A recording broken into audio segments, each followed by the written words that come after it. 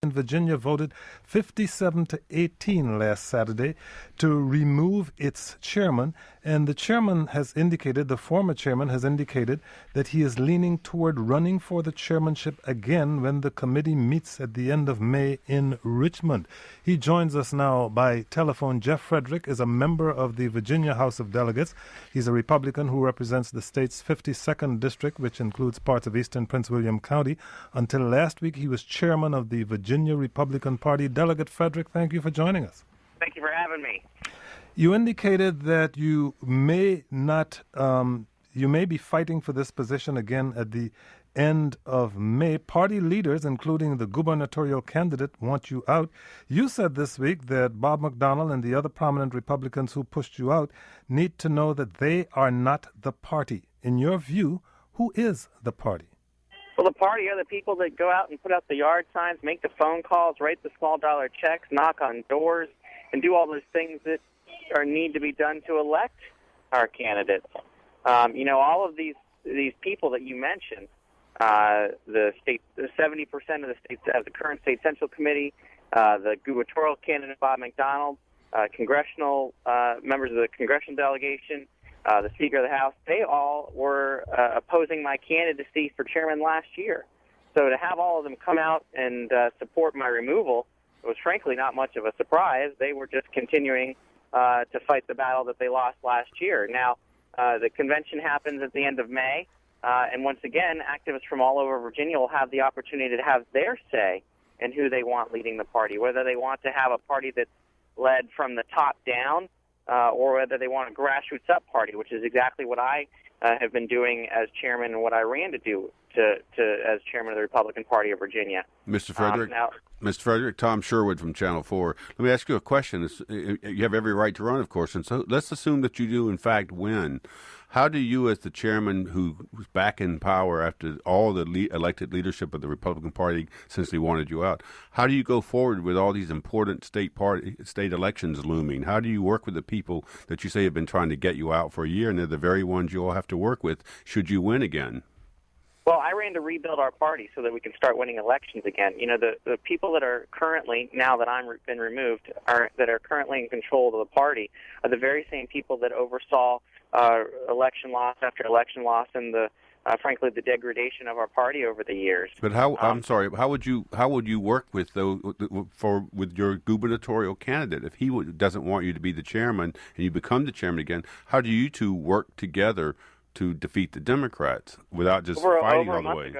Over a month ago, he came out and signed on and made phone calls and had his staff run around the state to lobby for my removal. In spite of that, every week, him and I had a phone call where we talked one-on-one, just the two of us, no staff, about what we were doing and how we could help each other out. Our staffs were working actively together. We had a very productive relationship in spite of all of the things that were going on. I think that, in a lot of this stuff, unfortunately, it's too personal. But as far as I'm concerned, is we need to take personality out of it, and we need to get on with the job that we are all here to do. If you'd like to join this conversation with Jeff Frederick, you can call us at 800-433-8850 or send email to kojo@wamu.org. Here's Mike DeBonis, Loose Lips. Hi, Mr. Frederick. I'm a sort of a D.C. guy. I'm not sort of immersed in the Virginia Republican politics.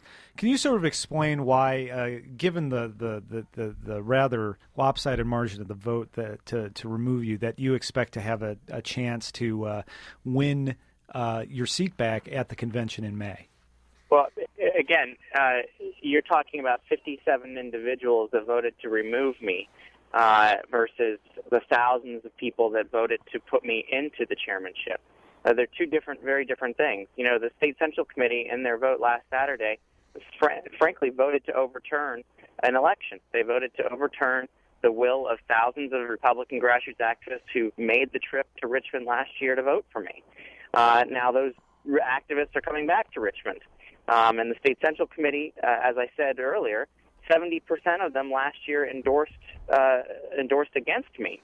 They didn't want me in this job in the first place, so it's frankly not surprised that the 57 of them voted to get rid of me. Delegate Frederick, they don't get the final say. The convention delegates get the final say, and it's a whole lot more than 57 people. If these folks are so strident about you leading the party, why not, and you are so convinced that they're taking the party in the wrong direction, why not step back, spend some time in the wilderness, so to speak, and sort of let it sort of get what's coming to crash. Them. Right. Well, I haven't made a decision whether I'm going to run or not, and those are some of the things that I'm reflecting on myself. One of the major concerns that I have is whether our party has the ability to succeed in the fall. And, frankly, I'm not very interested in failing. I ran for chairman to win again. You'll be blamed. If the Republicans lose this fall, they'll say it was because you're insisting on running for chairman. Can't you just hear that conversation right now? Well, they blame me for a lot of things over the last several months, whether I'm directly responsible for them or not. People can say anything they want to say. It doesn't necessarily make it true. Delegate Frederick, can we cut to the ideological chase here? Because it seems that there is an ideological division between you and those people who oppose you. I get the impression that you feel that the base and the grassroots of this party is socially conservative, and that's how the party should be. Your opponents seem to feel that the party lost because it didn't do enough to win moderates in these last elections. You seem to feel that it didn't win because it wasn't conservative enough. Well, I do believe that in some ways. I don't think that we need to become a Democrat-light party. I think that if people want to vote for Democrats, they're going to vote for Democrats. If they want to vote for Republicans, they're going to vote for Republicans.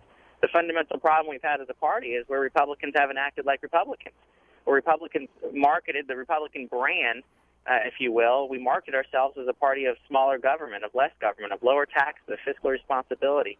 And yes, there's some family values, indeed. And then when we... Can you accept into the Virginia Republican Party people who happen to be pro-choice or people who happen to favor gay marriage? Well, I have welcomed everybody into the party. And I think if you look at my record as chairman, I think there was some very good quotes from former Congressman Davis in some of the news reports recently, where he even explained that I reached out to him as well as others that are considered more moderate in our party, because I recognize fully that we need to bring everybody in. I mean, politics, elections is a game of addition, not subtraction. We got to bring more people in. We got to welcome. We can't continue to be a party of old white guys. We got to bring people of all different races and backgrounds, and frankly, of philosophies. But I believe you're beginning to sound like Michael Steele a little bit there. I'm sorry? You're beginning to sound a little like Michael Steele. Well, but let me finish. I believe fundamentally that we are a Big Ten party. But if you think about a tent, if you think about the Big Tent, you think about a circus tent. Not that the Republican Party is a circus, but if you think about a big tent, there's 3 or 4 poles that are holding up that big tent.